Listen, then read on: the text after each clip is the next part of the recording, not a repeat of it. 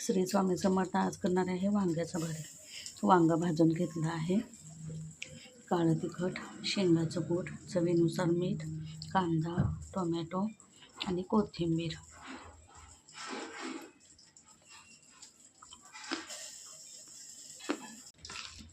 हे सगळं मिक्स करून घ्यायचं. आता ह्याला जिऱ्याचा तडका द्यायचा.